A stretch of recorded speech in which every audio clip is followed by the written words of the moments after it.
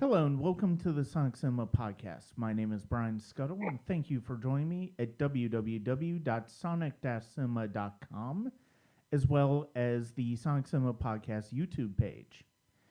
We continue with the Class of 99 with one of the most controversial films as well as one of the most anticipated films of the year.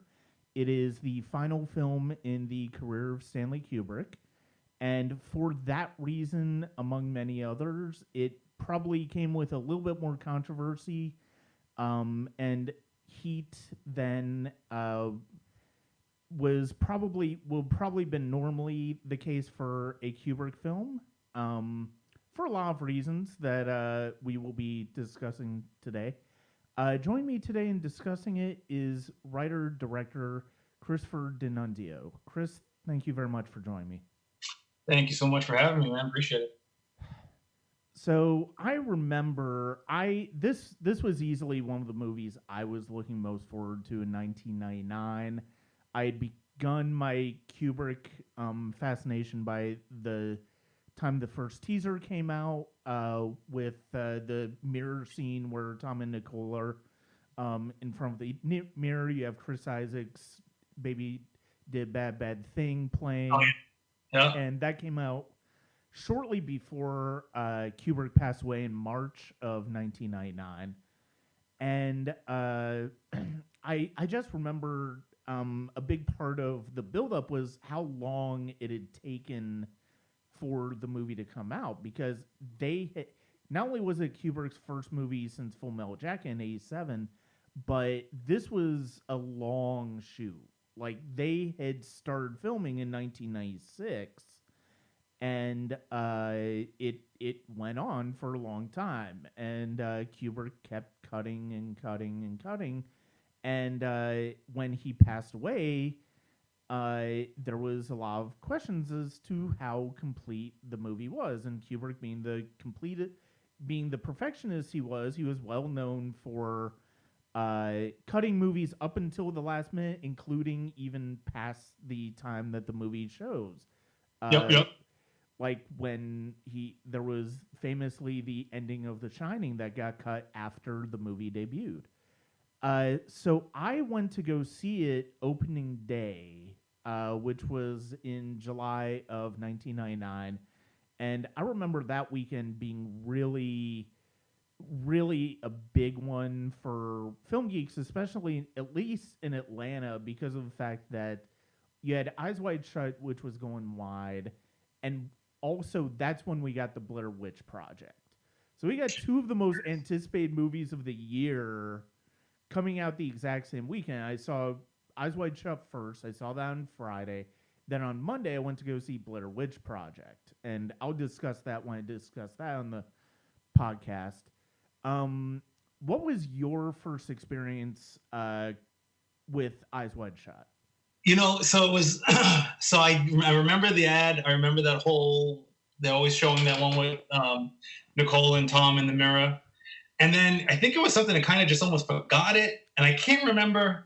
I ended up seeing it in a small theater somewhere. Mm-hmm. I can't remember if I waited till it was released. That part is blurry to me. But I remember the first time I saw that, I was completely mesmerized in it. Yeah. And I remember it getting a lot of slack, mm-hmm. and I couldn't figure out why. I was like, what? It was Stanley Kubrick. It was awesome. I was like, it's intriguing. But yeah, no, I remember it. I remember those ads being pumped out. Like you said, it was like 12 years between the film release, so it was big. It was a big deal. And I just remember all that, all the build up towards it, and then I just remember being mesmerized by it after seeing it, and then it kind of just almost. I liked it when I first saw it, and then I seem to ever since it came out on like DVD, I seem to just review it every year. Yeah, it's just one of those films that I happen to always watch. Yeah, and I think the thing I remember when it came out, and my mother and I were big into movies. We did not see this one together. We did both see it opening day, though. Yeah. She went to one theater, I went to another, and I went right after work. So it's like, I was still in school at the time. So I went after classes that day. I was doing summer school. So I went right after classes. and then she went on her own to go see it. We both had very different reactions. I'm like you, I was mesmerized by the movie, but I think it also had to do with the fact that I read some reviews of it, so I kind of knew a little bit more what to expect in terms of the tone of it. Yeah, so there you go. That's interesting. She didn't like it. I mean, she eventually came around a little bit on it, but I think a big part of the reason, because it did okay in theaters, but I think a big part of the reason that it was still divisive, and I think part of the reason it was still divisive is that you had that you had that teaser, you had something where it's like, oh, this is gonna be sexy, this is gonna be, and people were basically expecting what we've come to think of as like erotic thrillers and stuff like that. And that's obviously not what we got from Kubrick. And honestly, that's not like we were ever going to get that from Kubrick either. Yeah, correct. I remember that being a big critique, actually, was the people saying Nicole and Tom didn't have chemistry. And they're like, how can they not have chemistry? And I'm like, well, they shouldn't have had chemistry. That's kind of the point, is that how they were distant. So I was like, that's actually pretty good. Mm-hmm. You actually want that. But I remember that being a big criticism. And obviously, this orgy scene, I think for any American, still, it's kind of a topic where people are very sexual things is still taboo. You can watch someone getting their head lobbed off, but if you show some sex, you're going to get insanely different reactions. And a lot of people will side with violence just being movies. You do get the people who are completely against it and all that, but you can find more reasoning with the violence than you can with the sex for some bizarre reason. Oh yeah, I mean, the orgy scene was a big topic of discussion for several reasons. Not just what you said about Americans and sex and how we view it as a society, but also the fact that they had to digitize characters over some of the thrusting in the orgy scene. And I mean, I just remember reading Roger Ebert review talking about it and basically likening it, when he likened it to the scene in Austin Powers, where like I think it's the first one where Elizabeth Berkley is like hiding behind all of these things to hide the fact that she's naked.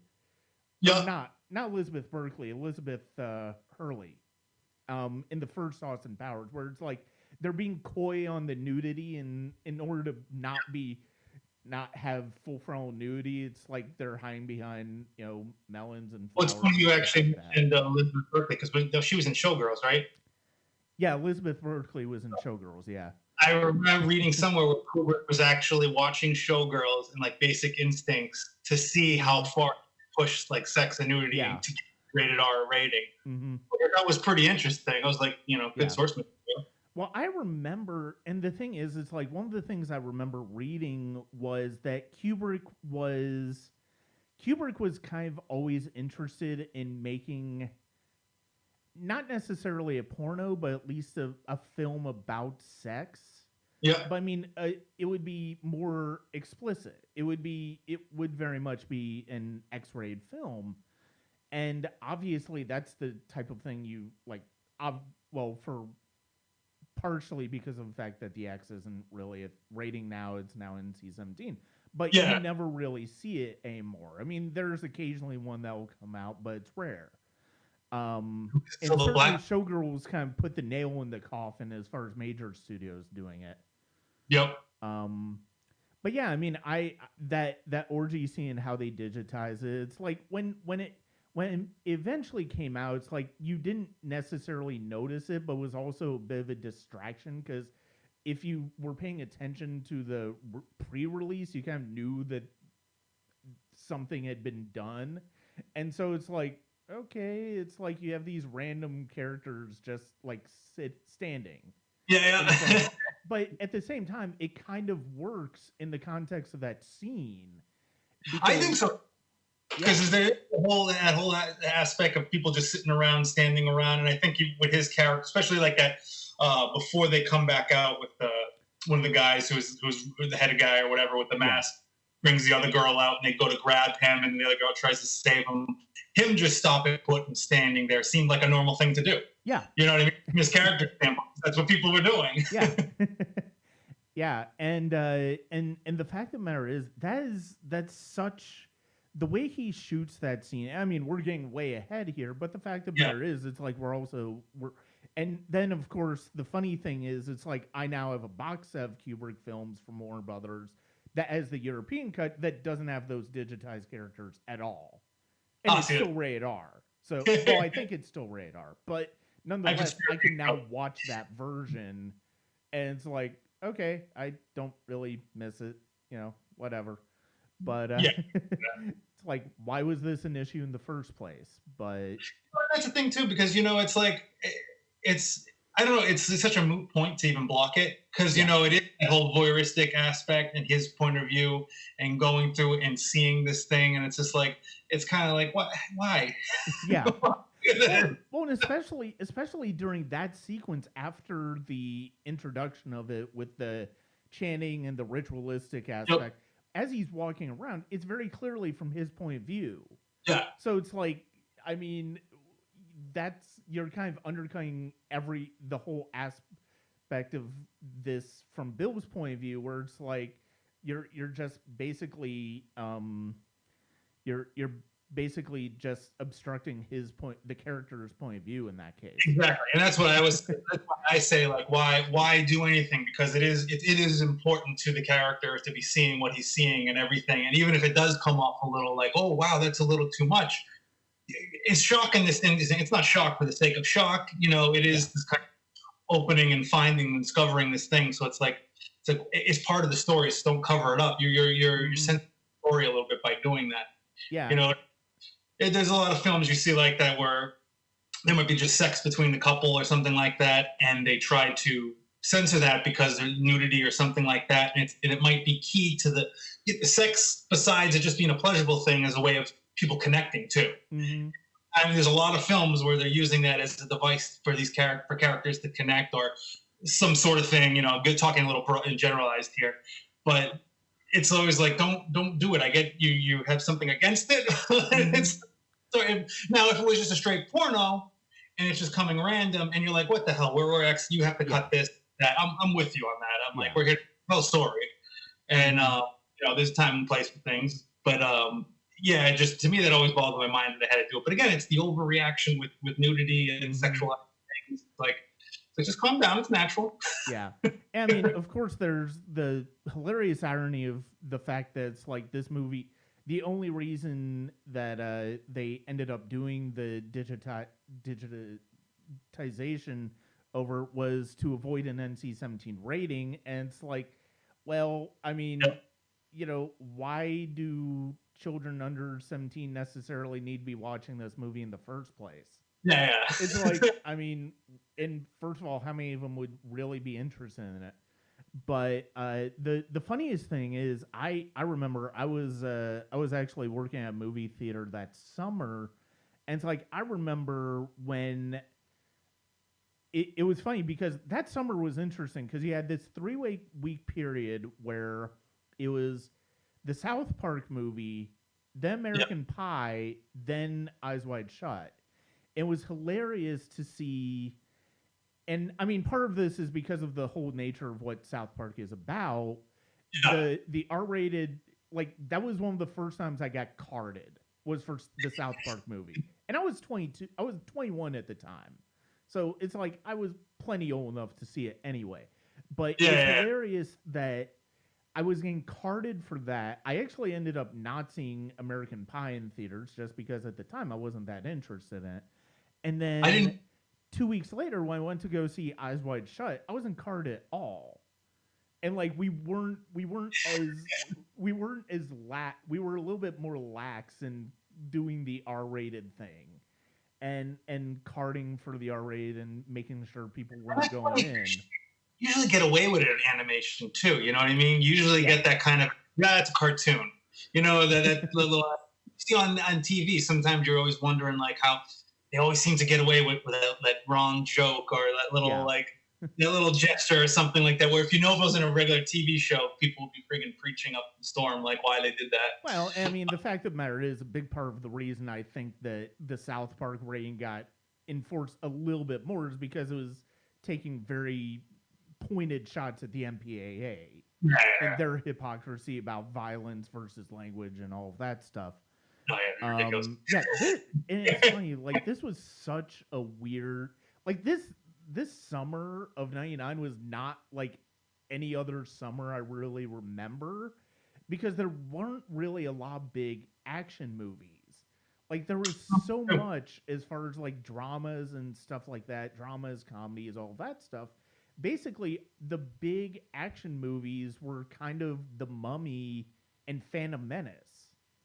There wasn't really anything else. So it's like it didn't look like a typical summer. Yeah, that's right. I remember that. Oh man, Phantom Menace was depressing.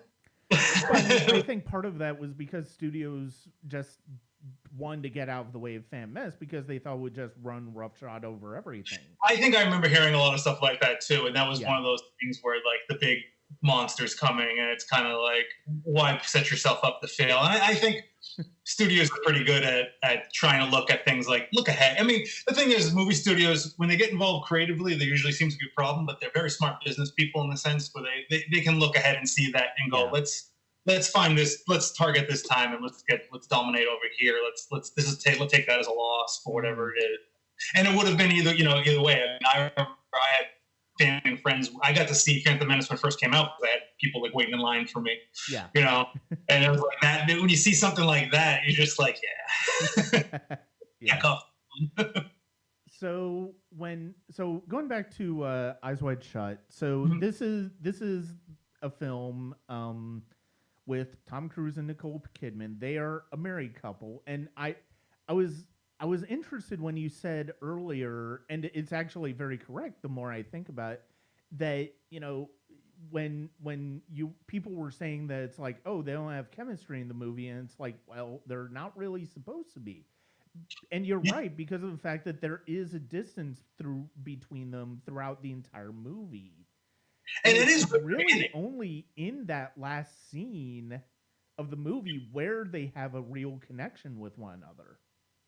Yeah, it's really in there the whole time, and then it gets to that height, and that's where the journey starts to split off when she starts to tell the story about the naval officer, and that's where kind of things get weird, and Tom Cruise goes on to his little odyssey, his little journey there. But you can kind of tell there's still that relationship of almost like that trap that people are afraid of, the typical American family. You're going to work, you're doing that. They're kind of like on autopilot in a sense. They're going to the party, they got to do that, pay the respect, come here, and you start to see, and even with that, him flirting with the girls, flirting, her, the Hungarian guy, there's still that little taste. They're like, no, and that kind of all just starts to snowball in, but yeah, and it's also why I won't jump ahead, but we'll get there. The last lines of the film, why I think it's so perfect. But we'll get there. I don't want you jumping. We'll stay at the beginning. But yeah, no, and I remember that being a big criticism, that there's no chemistry, and some people making a joke of it because they're married, and like, how can they be that? And I'm just like, what the hell were you watching? They were doing a good job. They shouldn't have been. They should be a divide. There should be a disconnect. And at the same time, I love both the performance in it. Yeah, I think they're both fantastic. I mean, this is easily one of Nicole Kidman's best performances. Oh, yeah, she's so good. I mean, the scene where they're stoned and she's telling them about the naval officer alone, like that should have been like, if she had been nominated for an Oscar, that should have been her Oscar clip. Like that was so good. I love the way she delivered that, the way you could tell. You could get the motivations of why she was delivering it and why it was annoying him, and how you can read on both of their face just the reactions to that. You see her, she's very knowing and knowing what type of reaction she's going to get from Bill, and then you see the reaction on Bill's face. And so it's like you understand why when the call comes in that one of his patients has died, it's like why he takes that, why he feels like he needs to get out of the house. Yeah, yeah, exactly. And you know what else I love about that scene, by the way? The lighting. Yeah. I love how warm that tungsten type of look. They have that almost orange complexion, and then you see the kind of shots, the mixed lighting actually. So you have that kind of orange tungsten lighting. It's very warm. It's very low key, low light in the house. Then you see that shots like when they'll show the outside. You see the window, and it's such an almost an artificial like night blue. Mm-hmm. And then sometimes when they get close to a light, it almost becomes almost daylight balance in the sense. There's one shot somewhere. I don't know if it was the first bedroom scene. There is one where you get this awesome kind of one part's kind of orange. You get a little bit of the light they're too close to, and it gets kind of like a daylight balance, and then you can kind of see the blue in the background. And I just really love the use of like the color throughout the film. Really. Oh yeah, the lighting throughout the entire film is just amazing, and it's like the way he uses the Christmas lights. The way, I mean, it's great because of the fact that you can tell that they're shooting on a set. It's not actually New York, but that really only adds to the atmosphere, the dreamlike atmosphere that he's building. Yep. And I mean, really, it's that makes sense because of the fact that he is absolutely somebody who he has to control every aspect of it. And the way he does it through the lighting is just so brilliant, and the way he uses the different Christmas lights and stuff like that to sort of convey, to really kind of reflect the emotions that the characters are going through at that time. Yeah, I just that's one of those things that I just adore of it. The whole throughout, like every scene, I just love the way the lighting looks. It plays such a big part for me. And I think that was one of the things they were doing. I forget the way they were processing the film, but they were using, I know, a lot of like, I mean, you could see it too anytime they're in like the room, his buddy's house where there's a pool table, like every available light's on. Yeah. So they're using all of those. And I believe they were using a couple of lights when they had it filmed. I know they were using like China balls, but it was like this kind of just very low lit, very kind of, and that again plays to the dreamy aspect, is that kind of warm, fuzzy feeling. Mm-hmm. It's just a thing. I think it's just visually, it's a thing of beauty. Yeah. Yeah, and so they play a married couple, and we see them first going to a Christmas party that Sidney Pollack, who's one of his patients, is hosting, and we see Bill and Alice, the characters, go through various situations where they have people coming on to them, and then you see them sort of, they're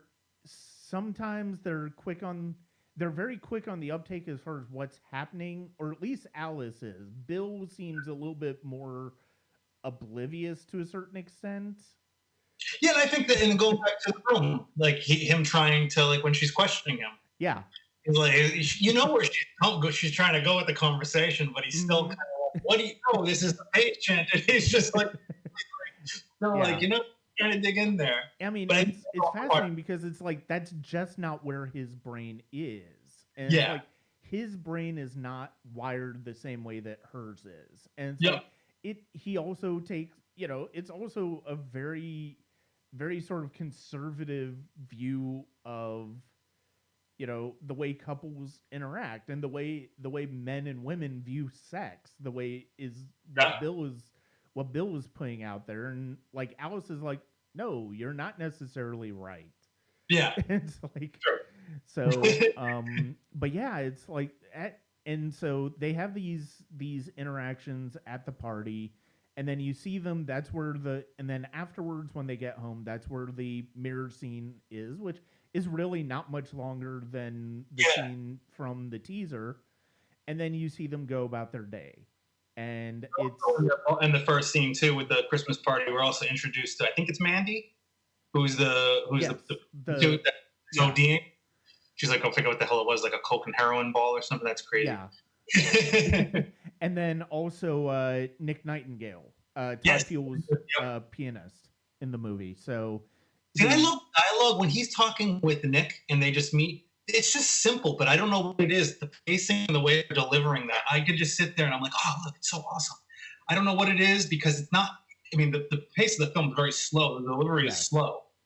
And there's nothing but it's just, I don't know what it is. Like, that's one of those when I just start realizing like the dialogue, and I like the interaction between Nick and Bill's character. Yeah, that is interesting because of the fact that, I mean, throughout so much of the movie, there's a lot of very deliberate pauses between lines of dialogue, between somebody saying something and then the other person responding. Yeah. And, sometimes those responses are just repeating what the previous person said. I mean, you have the scene where he goes to the costumer, and there's a lot of repetition between those in that dialogue. And yeah, the scene with Nick and Bill, and even when they're in the club later, it's very natural, flows very well. I mean, the Sidney Pollack character is the same way. Yeah. I mean, so it's like those characters have a little bit more closeness with him, and it's kind of ironic because of the fact that it's like those are the characters who are arguably going to put him in probably the most peril. Yeah. As the movie goes on. And then you have the scenes with Alice where it's like, yeah, in that first scene where they're getting ready for the party, it's very, there's some very standard, husband-wife interaction there of getting together, and then as the film goes on, it's like that interaction gets less and less, and as it begins to get more and more intimate into, there's also this distance that comes in with when it comes to the dialogue. And it's like it's funny. That does feel like a very deliberate choice on Kubrick's part. I'm sure it is. And of course, it would have to be. That can control so much. I mean, I know personally, me as a director, one of my things I'm more concerned about is pacing and beats of delivering lines. Yeah. So I can only imagine he was all over that. But also, there was one thing what I like about the film is I'm forgetting the word. It's some philosopher had a term for it where it's you go through with Bill and you're kind of with him. There's this voyeuristic aspect of it, but you don't necessarily feel empathy for him. Right. You're kind of just on this journey and you're almost experiencing things with him. And I think that's the mesmerizing factor I had when I first saw it, because you're kind of there, like you don't. Bill's fine. He's you don't dislike him, and you're not mad at him for what he's doing, and you're not feeling too sad for him. Yeah. You're just kind of, okay, this is unfolding. And then you're just watching this whole thing. You're like, damn, this is taking a turn. But but it's an interesting thing, because usually when you still have that, we're trying to, the filmmakers are usually trying to make you feel some sort of empathy, because it's that whole, that thing you want to identify with the character. You want someone, empathy is always something people are looking for. Right. And you don't necessarily get that, but you just kind of get on this journey. You're just kind of with Bill. And I think that's another cool aspect of the film. Yeah. Yeah. I mean, you're holding yourself at a distance. You're trying to see what he does. And you don't necessarily have empathy for him because of the fact that it's like, he's making this choice to get himself into these situations. Yeah. But at the same time, when things really seem to have taken a turn in the orgy sequence, you do feel at least concern for him. Yeah. Because I mean, there it's like mysterious. It's like what kind of trouble is he actually going to be getting into? That's can go in that. Could have went so many ways. He could have been in a ditch. They could have been using him to resurrect Satan. I don't know. And the fact of the matter is, it's like, so they have after the party where they've had these various interactions with possible romantic or sexual suitors. The next day they're basically going about their day, and then that night they are getting stoned. And they get into this argument on the account of Alice basically questioning him about, where he went as far as with the girls that he was with. And they get into this argument that leads to Alice telling him this fantasy about a naval officer, Yeah. Which again is probably some of the best acting Nicole Kidman's ever done. The way she just delivers that, the way she tells that story, and the Switching way scene, the the way she moves in the scene is just great. yeah, and the music is phenomenal. Yes.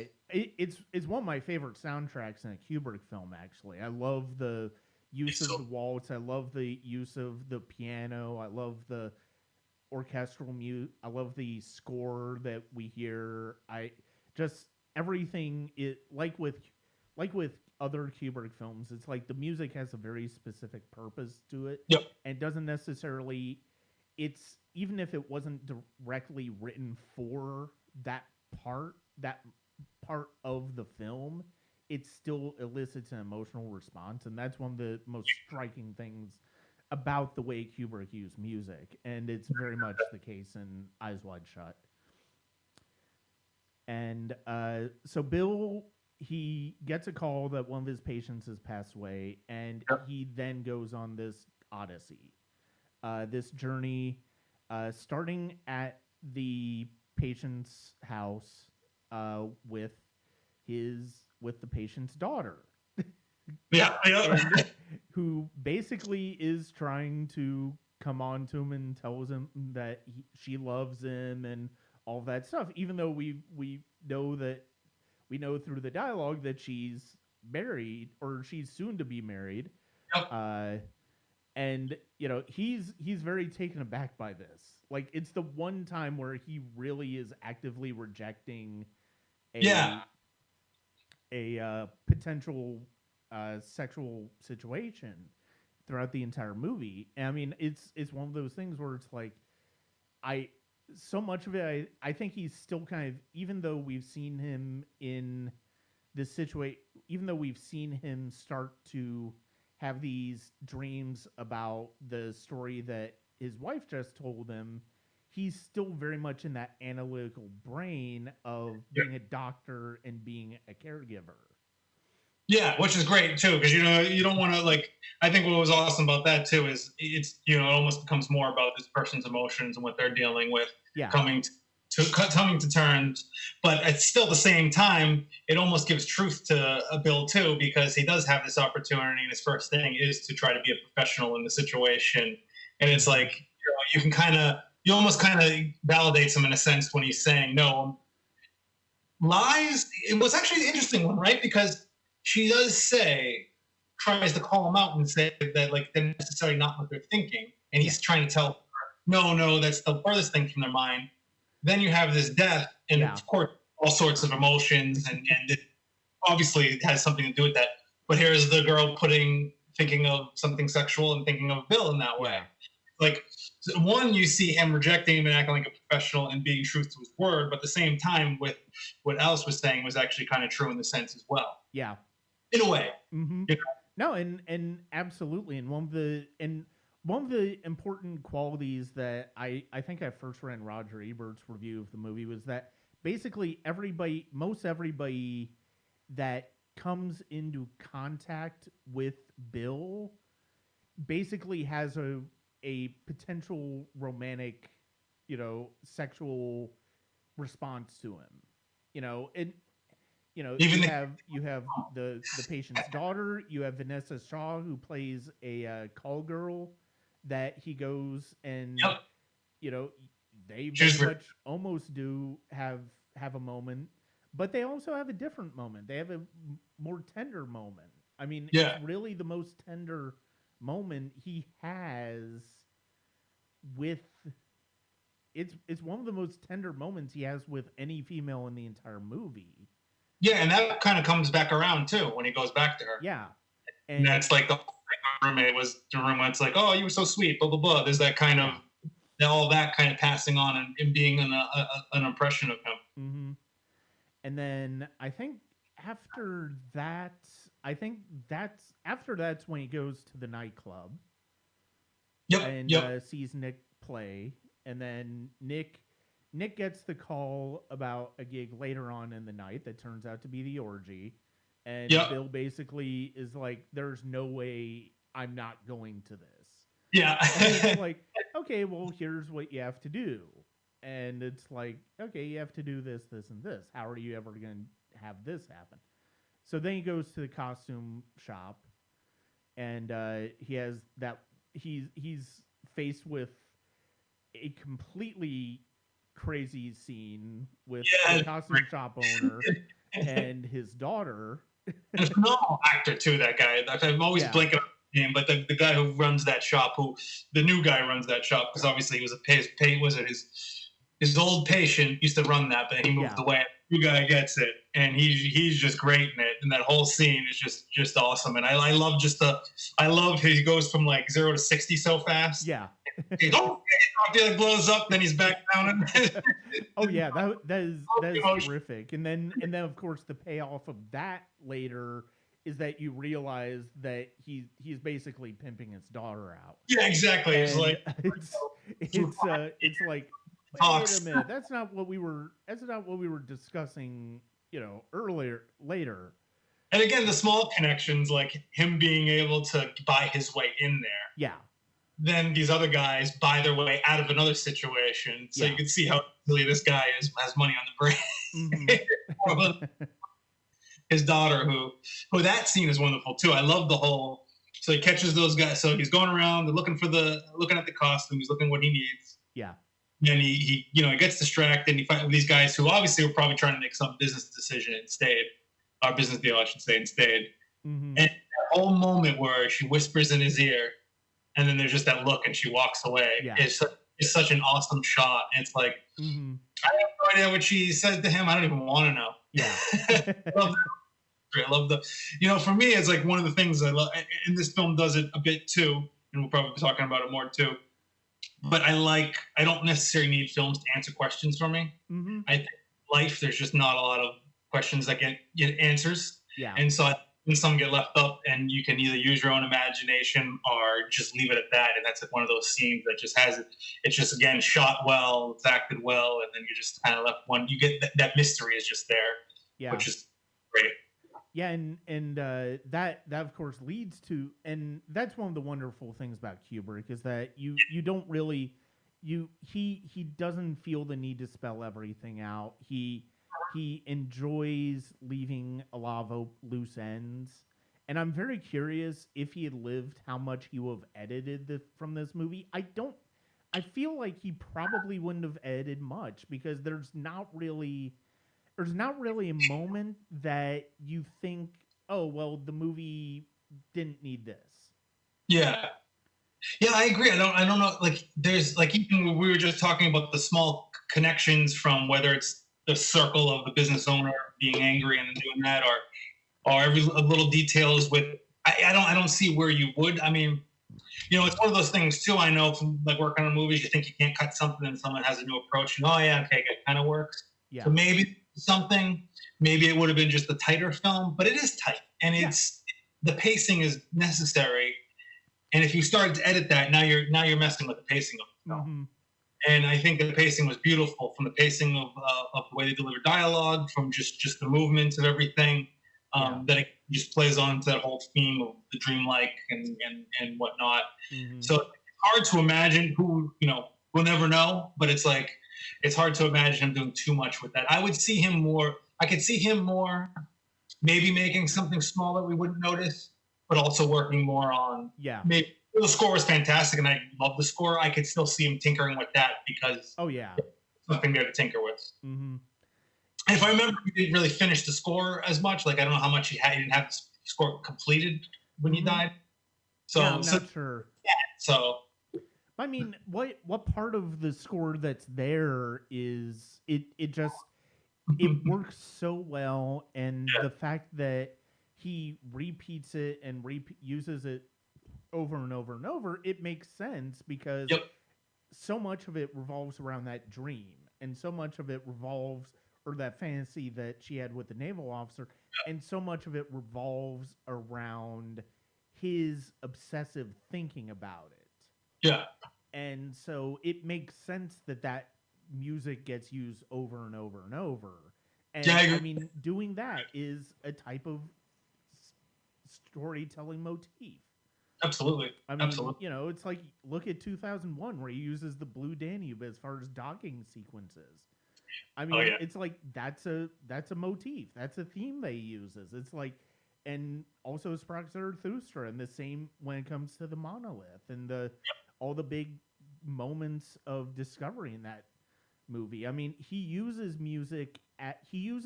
existing music as themes in his films, and I mean that's one of the most exciting things about his films. You know, you can complain about the way he edits and manipulates music and you know changes the way music is, but at the same time, there's a very specific reason for it too. Yeah, I know. I see. I wouldn't complain because of that. You know, it's like when when I love a film and I think it's so complete. It's like hard to like how am I going to say change this, do that, or this was wrong or that. And that's the one thing too. It's like I'm very big on. There's not many wrong choices. You might not like them, Yeah, but it doesn't necessarily mean it was a wrong choice. You know, he's choosing to do this to show you that X, Y, R, whoever the director is. You know, for whatever project. I just really believe that you don't. You know, that's their option. There's not many things you do wrong. A lot of people like to say that or like to say, they should have done this, that, you know, which is fine and dandy and everyone does it. But, you know, it's just, it'll be hard to see like him doing it any other way. And it does, like you said, the dream sequence, the song, I think it's called In Dream on the soundtrack or something like that. But that use of it, because once you get sound in there, you're right back in there. You're right back in his, like you said, that analytic thinking and all that. And it's such a good cue and it's such a good technique. yeah, and then you have the piano piece that's used starting with when when he is confronted at the orgy. Yep. By sort of I don't know the tribunal or whatever it is. It makes you you know I always kind of wonder whether how much of that was maybe staged for him versus you know is that really something that they would do for anybody or was it something that was just done for his benefit to make him feel more anxiety towards the situation he was in. See, that's funny you bring it up because that's the part where we got when that happens. That and I agree with you on that. And then it's when he goes back to Sidney Pollack and he talks. I don't believe Sidney Pollack. Yeah, I don't believe he's telling him everything true. Like it's something like when he's like, tell everything's fine. He's back in Seattle banging Mrs. Nick or something like that. Yeah. They go, said he had a bruise on his eye or something like that. And he's like, okay, so he had a bruise or something. And I'm like, what else are you leaving out? Yeah. Oh no, and yeah, you always wonder exactly how much that he's telling is the truth. And it's like I think that's one of the most interesting things. Now, to a certain extent, I will say I do think that she genuinely died. She might have genuinely died from an overdose. Yeah. Because of the fact that I mean, you know, we saw her at the beginning. She was the hooker in the beginning in his bathroom. And so the fact of the matter is the fact that she died of an overdose makes you now maybe theoretically I guess it could have been staged, and yes, that's entirely possible, but it's and then it's all you kind of wonder that maybe that part is true, but some of the other parts aren't. But then again, it comes the whole idea of the link of like, yeah, that's also an easy thing to stage, right? Yeah, exactly. Someone, like they have a use of a coke mixture. Yeah, and that's my thing. But and I do think that type. You know, we're not talking about gangsters here. You know, these are probably like a lot of elite guys. Yeah. You know, they're politicians. They're probably crazy billionaire corporations they run and things like that.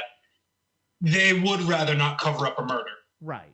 And I think they would rather intimidation. Now, would they go to that level of murder to keep everything secret? Absolutely, I believe they would. But that's still, I think the truth gets kind of blurred there. Well, that's one of the things that I mean that's one of the things I always wondered about is like it wouldn't surprise me if there were members of like organized crime a part of that whole cabal. I mean, yeah, I do think a lot of it is elite, a lot of it is politicians and stuff like that. But at the same time, would it surprise me if there were some members of organized crime as a part of that? No, it wouldn't. When you have politicians, usually that kind of falls. Exactly. So, yeah, and we come to the orgy sequence, and the way Kubrick sets it up, the way when Tom Cruise is entering the house, and the music starts up, and this sort of chant like music is starting up, and it's just really evocative, and it's like then you just see this ceremony it's awesome. taking place, and it's just really it's such a striking moment, and it's like I feel like the promise of a if you're familiar with Kubrick at all, this scene makes a lot of sense as far as what he would do as far as staging an orgy. Like, this is the type of movie, and if you're going to talk about like the subject of sex in general, it's like it makes sense that this is the type of movie they made. Yeah, I think so too. Especially if you look at his version of Lolita, like I mean that's something where it's like it's controversial, it's taboo breaking, but that's more for the subject matter than how he presents the subject matter. I think I remember seeing. I won't go too far on, but I remember seeing Lolita and feeling that way. That it was actually more the subject matter, the story idea in general was more than how he actually portrayed it. Which I think is good, especially because what the subject matter is, it's great to go any other direction with it.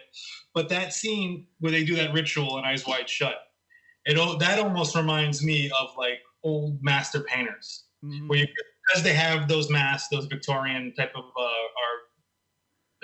whatever you call it, Venetian masks or whatever. And then it's just that those colors, like you see, those reds are really rich. There's a lot of dark. It's very like a lot of like classic master painters, and even some with the idea with the sexuality and just the idea of new body. If you walk in any museum and you look up at the old paintings, you're going to see something with either a guy in a mask like that, some guy in a cape, a body, or some sort of body naked. But there's that kind of lighting, that kind of low light feel again. Yeah. And then it's just a great use of, for something that has a lot of darks in it. There's some great luscious color in there, and just great imagery, great framing, and just the whole ritual in general is just so fascinating, like what they're doing and the way they're doing it. Yeah. Yeah, and it really it's something that especially now as Bill walks through the orgy, it's like you start to see more of a you get to sort of get the idea of, I guess, some of the proportions as far as disparity between like how many men versus how many women, because it's like at the beginning of that, during the ceremony, you only see like a handful of women. But I mean, obviously, it's not going to be all. I mean, maybe it's just the ones that they chose for that particular night or what have you. To be the showcase. Who knows? The logistics of that scene it fascinates me because of the fact that it's like how much of this is staged for Bill's purposes and how much of it is, well, what is going on and how would this be something that would, how is this logistically organized on a regular basis? Yeah, but it also, it's like, again, because we've kind of been touching on this with them being a more high society and what was actually show and what's not show. And again, if you start thinking, you start looking into people that are like that, not necessarily people that have orgies like this. I don't know many. Just the idea of they have money to burn. Yeah. So getting together and paying for expensive rentals or they bought their own thing and fancy food and wine and all that type of stuff and doing some sort of thing could also just be an exercise of killing time. Yeah. You know what I mean? Just be that, which is not the most glamorous and not the funnest way to think. But when you're thinking of that, you've got, anytime you like look into some story of some elite rich, sometimes you're just sitting there, they'll travel to an island somewhere and it's just a terrible place, but they're around like-minded people like them. and they're just wasting extreme amount of money on something that they don't really need to. But one, they have it and they can do it. And is that a situation in this where they have the money and the time, or they can do this, or is there something deeper rooted into this ritual? Yeah. So he is confronted, but he is quote unquote rescued at the last minute by one particular woman who's tried to warn him of trying to get him to realize that he shouldn't be here, that he needs to leave. And so he gets out of that situation and then gets home, and we have the first real scene between him and Nicole Kidman after the fight, where she's told him about the naval officer, and she wakes up and she's having this dream, and or she's laughing, she's having this dream, and it's funny. It's like, I think there's now some people who wonder, because of this dream that she's recounting to him, what this dream is. It sounds a lot like the orgy, so people are sort of like wondering, well, was she there? And so I'm not sure if I necessarily believe that. I think it's just sort of, I think it's just a way that Kubrick is bringing their journeys together. Yep. Through this. And also there is that weird connection when you have with couples and something like that. In general, where there could be I wouldn't take it past Kubrick for it to be signaled to some sort of shared experience in a bizarre way. We're not getting to go down the rabbit hole on that, but there's all sorts of people can, you have such a strong connection with someone, and able to, like, I don't know what the right words are, but come up with that, like, him experiencing something necessarily can be felt through her. You can go through crazy the theories and things on that. Someone better can explain that, but I could see that being trying to link something up with that, because also knowing Kubrick's also into psychology and things like that. Yeah. So might be reading too much into it, but I've read enough things about that. Yeah. I mean, it's hard not to read a lot about Kubrick films and see other people's different point of views. I mean, it's like, I love The Shining. I mean, I'll admit I've seen Room 237 a couple of times. I don't necessarily believe much of anything that other people in that movie subscribe to The Shining.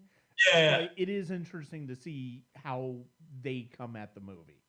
But that's great about film and art in general. There's so much of it is just your own opinion. You know what I mean? Yeah. It's subjective. And that's why I always get mad when people are always trying to put, like, no, that's this. Like, whoa. It's people experience things differently. People take things in differently. That's a beautiful thing. It's a good thing. But yeah, it's always, I love to see the viewpoints, because sometimes you're like, where the hell are you coming with that? Others spot on. You're like, oh my God, how did I not see that? Yeah. And then with Kubrick's, like, again, there's so much good interpretation, so much room for interpretation, I should say. And then works so great that you get a lot of smart people talking on it. It's pretty interesting. So we start the next day, and if I remember, I think it start with him going to the. Where does it start? Where's the next day's start of this? Does it? It doesn't start with him. Before he did that, there was that scene where no, wait, maybe I am jumping ahead too. I was thinking of the guy following him. That must be that night. No, that was that night. So the next night, right? Yeah, that was that night.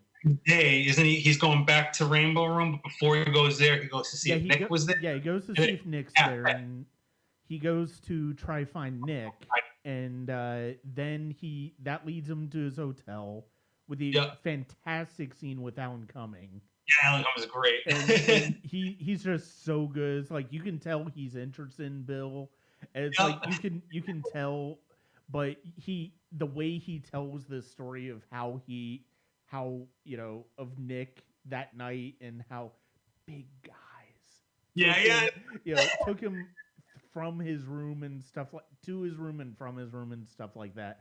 It's such a good performance. He's awesome. That's one of the great things about Kubrick. It's like, you have these actors in like one or two scenes that just absolutely are instantly memorable. Yep. And Alan Combs is definitely one of them. I love that scene. Yeah. It's like, Bill, can I call you that? And then he goes to the When costume. he finds out he's a doctor, though, right? Because it's like he's into him, and then when he finds out he's a doctor, it's like, oh, handsome and a doctor. Yeah. That's right. And I mean, that's one of the things. It's like, especially in that second half of the movie after the orgy, he almost, and with the first scene at the costume rental shop, I mean, he describes him, he says he's a doctor, but that's because of the fact that, his old patient helped, ran it. But yeah, basically it seems like every interaction after the orgy, like he's saying, "Oh, I'm a doctor." Yeah. And like, I guess to show that he's not just, a stalker or something like that, or it works too. I think even with the girl at that little diner, she played it. And I have to say, if I was someone working and someone came then like, oh, well, I'm a doctor, I'm like, yeah, that's great, can't wait, Yeah. But then he has that whole thing where Bill was pretty smart in saying, well, I got some information and I think he needs to know it now. And that's like, what do you do then? You got to be like, all right, now he's at this hotel. Yeah. Like, yeah, and then he goes to the costume shop to return the costumes, and the mask is missing, and it's interesting because of the fact that the mask shows up later, so it's like you wonder, it's like, who got the mask out? Was it somebody? What was it? Did somebody break in? Was it Nicole Kidman that got the mask out, or huh? Did the kid find it? You know what I mean? Yeah, exactly. But yeah. So, and then we see the. You know what always gets me on that? So there's it actually was the night before, and he goes in and he's drinking a Budweiser. And I go, you're a doctor and you have all this money and you're drinking Budweiser. They got they're wrapping up the Van Gogh gift. They got, I feel like I'd be like a import type of guy. But and then you have the wrap up of the scene with the businessman and the daughter, where it's like, you see, we came to an arrangement. Yeah. If you ever need anything, good doctor, anything. And yeah, that actor is fantastic, and it's like he was actually in Mission Impossible 2 the next year. In so many things, and he's one of those. He was in. I forget him, and he pops up, and every time I see him, I'm like, that's a great performance. Mm-hmm. He's just awesome. Yeah, and then so after the costume shop, that's when he goes back to. I think he goes to his office at some point. Yeah. I think it's after that, and then he goes. He did a great shot of. Not only does he have an old school computer, but he's got a computer where it takes a damn floppy disk. Those are still. Yeah. Be right over their head. Technology had not evolved yet. It's like one of my first scripts they ever wrote was saved on a floppy disk. and then after that, he starts to follow up on. He goes back out to the house. Yep. And that's where he's warned again. And then after that, I think he goes back or he goes home after that. Yeah, I think that's where. Yeah, that's where he comes home, and that's where it kind of. I think the second warning was now. Where is it? Sidney Pollack after that? Sidney Pollack has to be after that. Sidney Pollack's near the end because it's after he finds out about the. It's after he finds out about the hooker. Yeah, and then he goes to his office for a little bit, and that's when Sidney Pollack calls him about coming over to his house, and then they have that scene.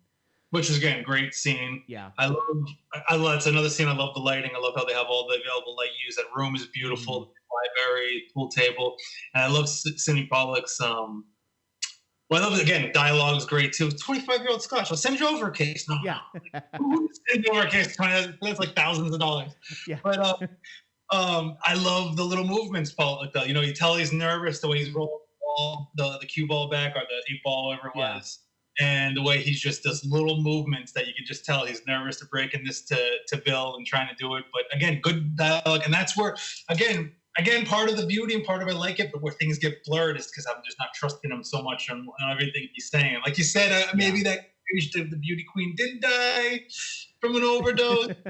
Helped with that overdose.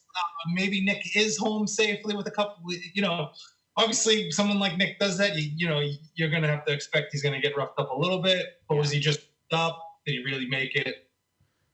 Those are all questions that play in my mind, and I'm fine with them still bouncing around.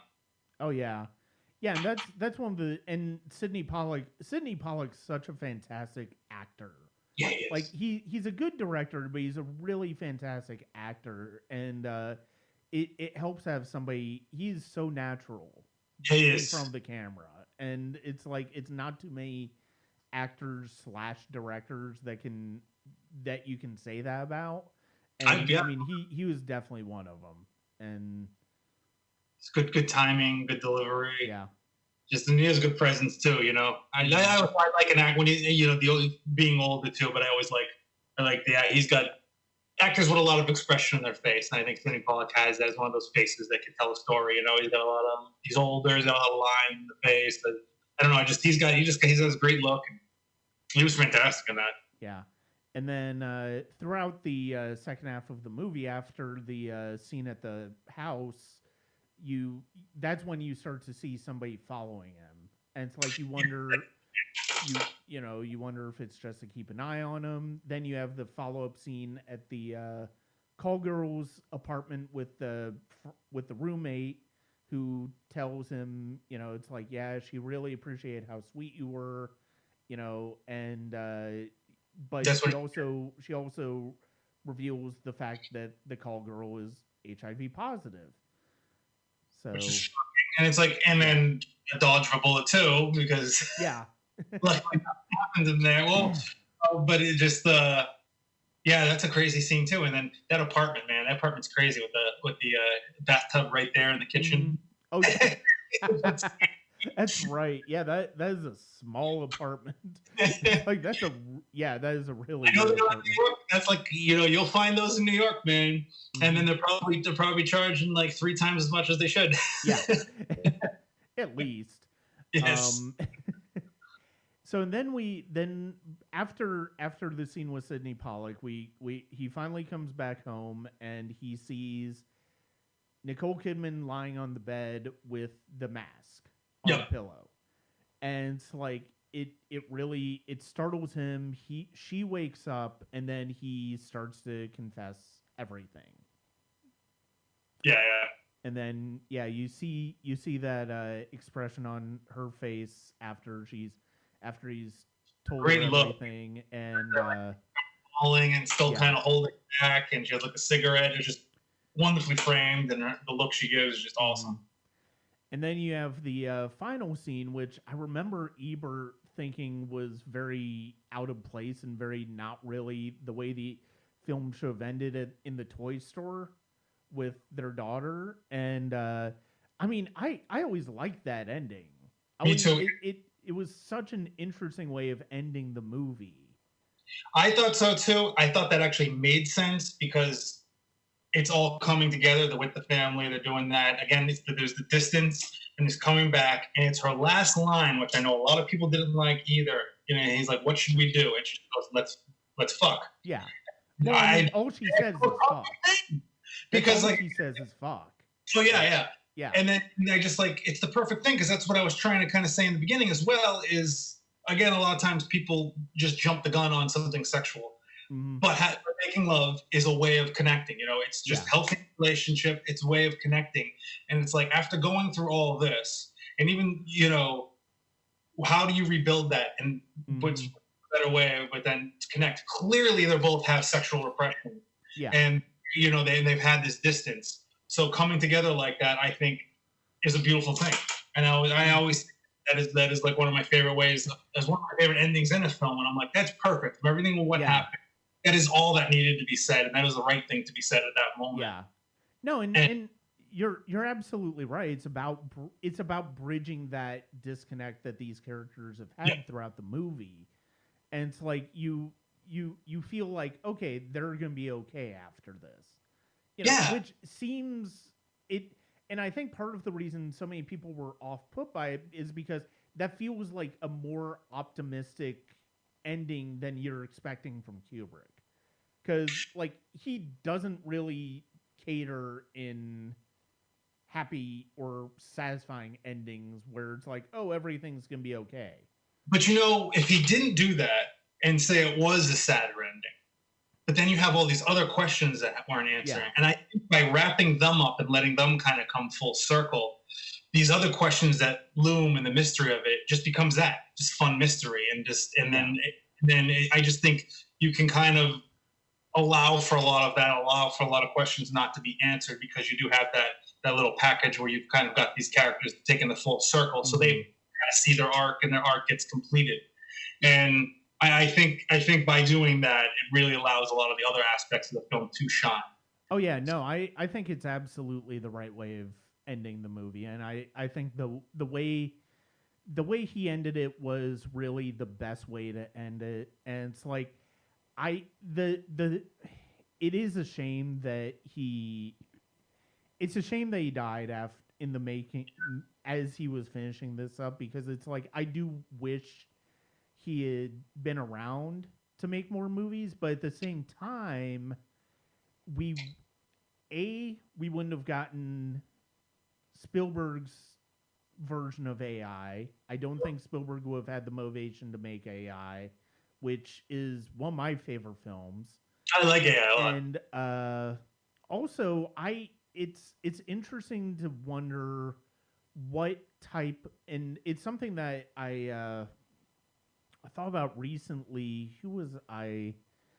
I was talking to a couple of other filmmakers about a film that they did that was heavily influenced by AI, and it's like I couldn't help but think, or Eyes Wide Shut, I mean, and I couldn't help but think what type of career was waiting for Kubrick after Eyes Wide Shut if he had lived.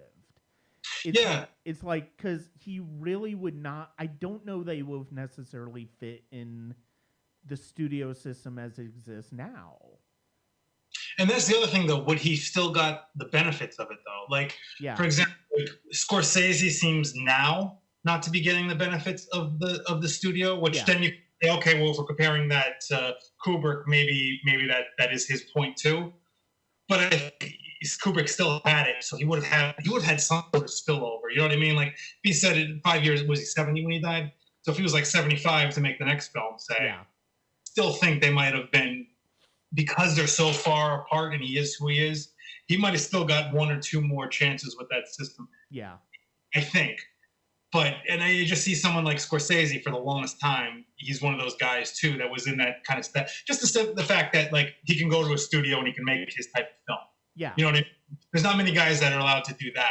Mm-hmm. And Kubrick is clearly one of them. Yeah. I hope that there's some sort of grandfather in for him. Hopefully they have some sort of honor. Yeah. Do that. Well, then you look at somebody like Terrence Malick, who really hasn't made a film for a major studio since I think The New World. Like every other one of his films, like Tree of Life was Fox Searchlight. Oh yeah, it was. So really, he hasn't made a main. I mean, I think somebody like Fox Searchlight certainly would have given Kubrick the freedom that he wanted to make a movie, even if he didn't necessarily have the budgetary means to make the types of movies he had been making. He certainly would have had the freedom. Would he be willing to do that? That would have been the other thing too. That's the other question. And you look at someone like Coppola too, or I want to say it started with Youth Without Youth, where it's basically funded by his wine company. Yeah. And he kind of just says, fuck the studio. I just want to make art and all that.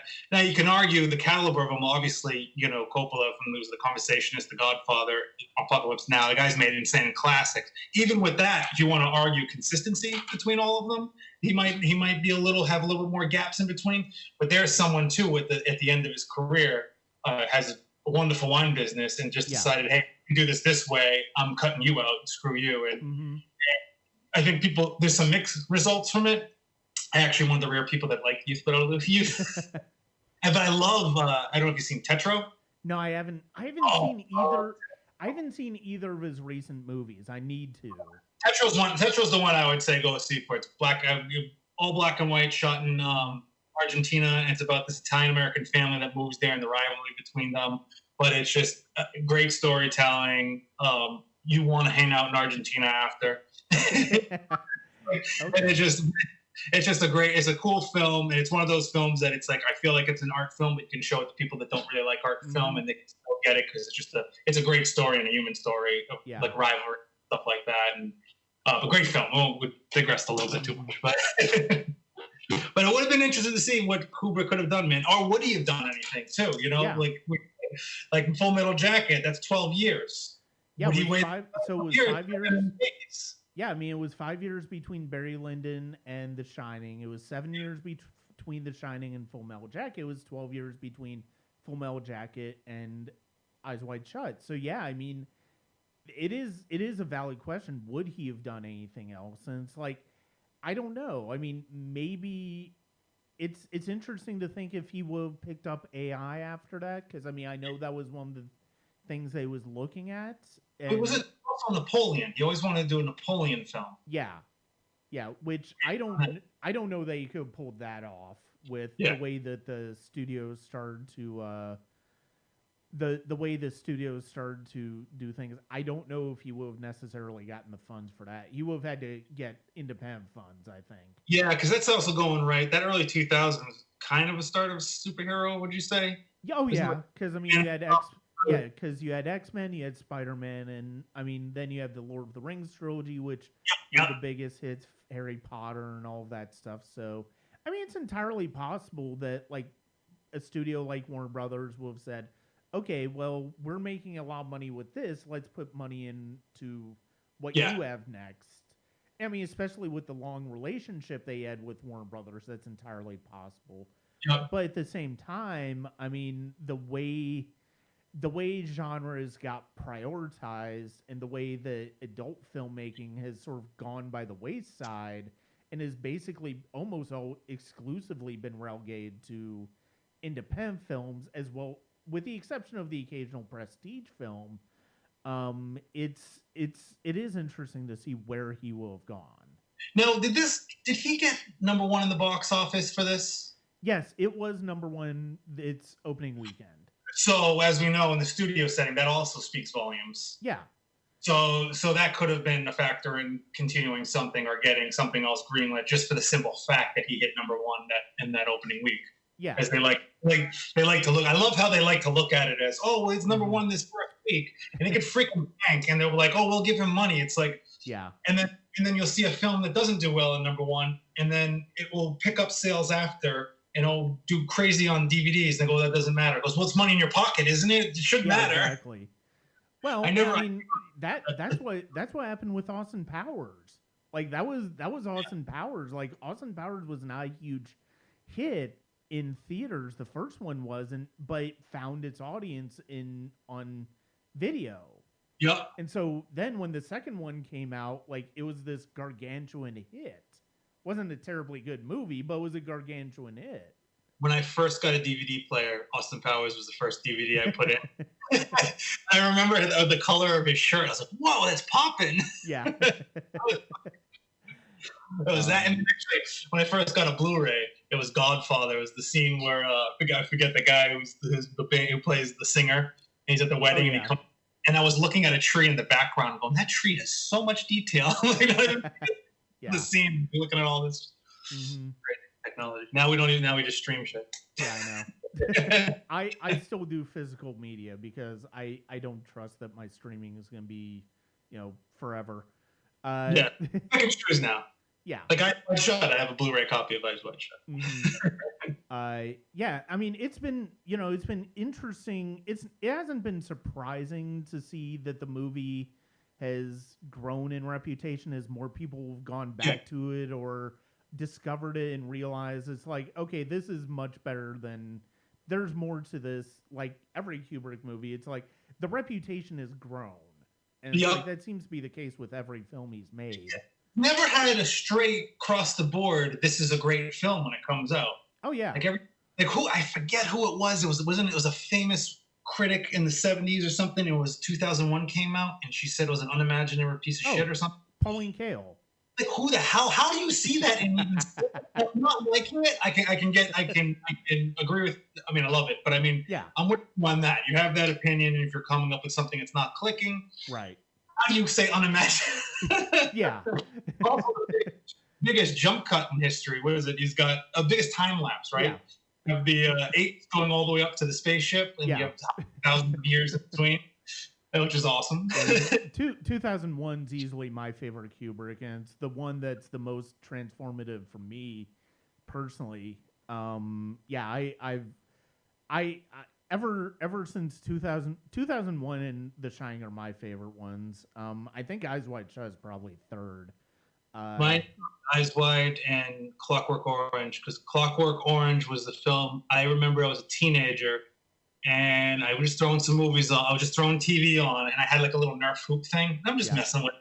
And then I remember keep looking back, and I kept looking back, and then I slowly just sat down. I just quit. I had no idea what I just saw. Yeah. And to me, it was just insanely original. Yeah. And it was a different world. And I who knows? Maybe that planted the seed that made me want to make films.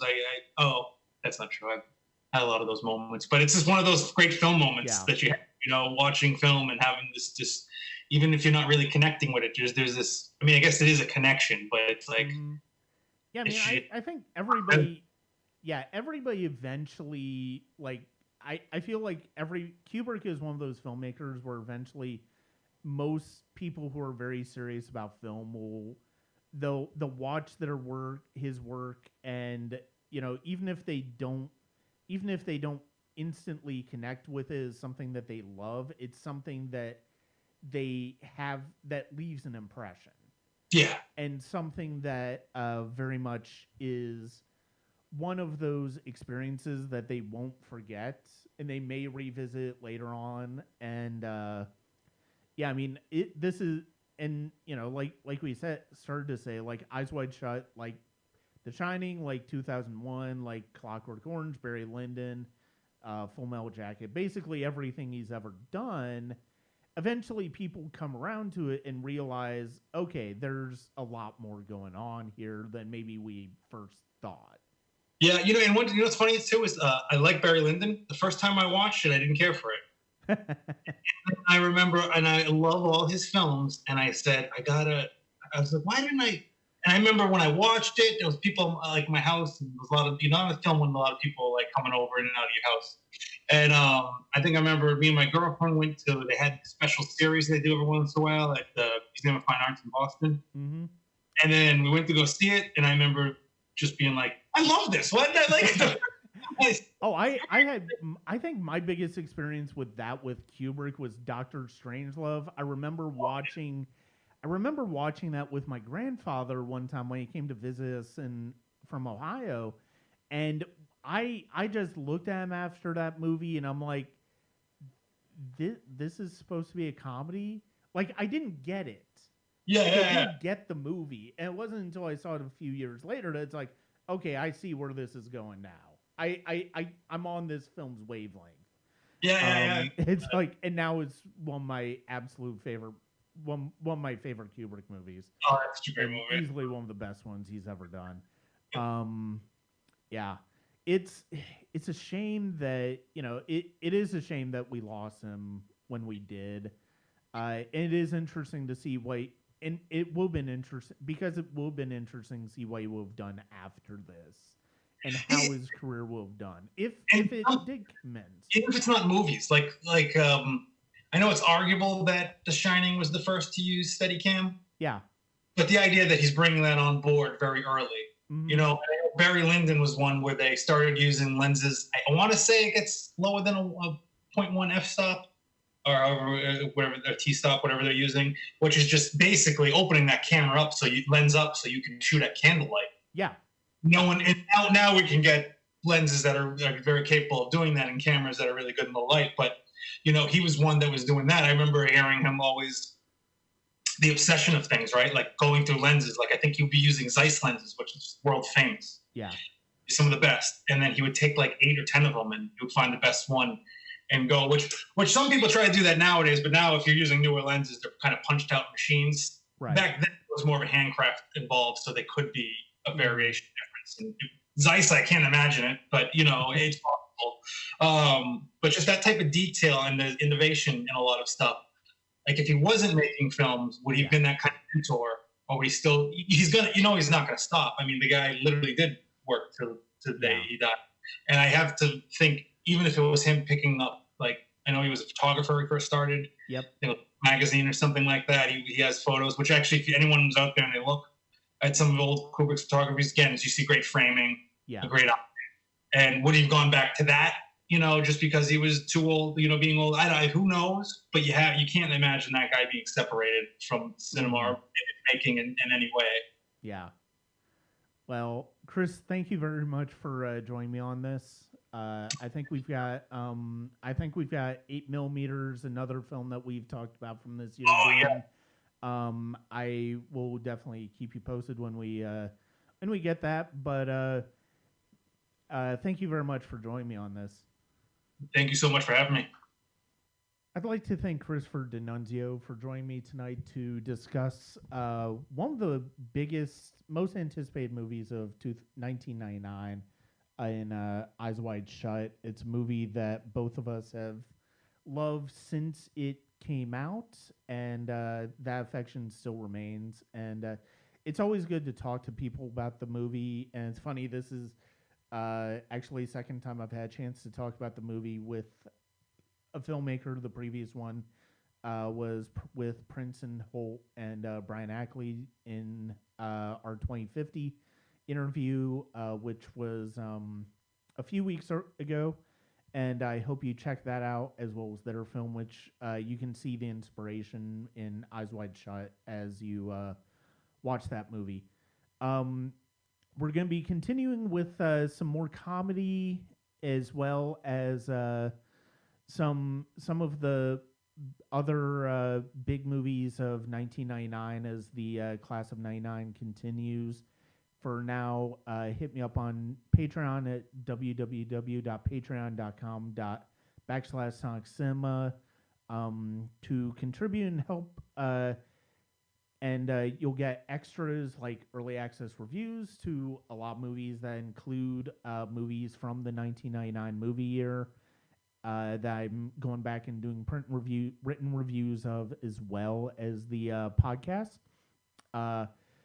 Also, hit us up on YouTube at Sonic Cinema Podcast, as well, obviously, as www.sonic-cinema.com. Thank you very much. This is Brian Scuttle, and I hope you enjoyed.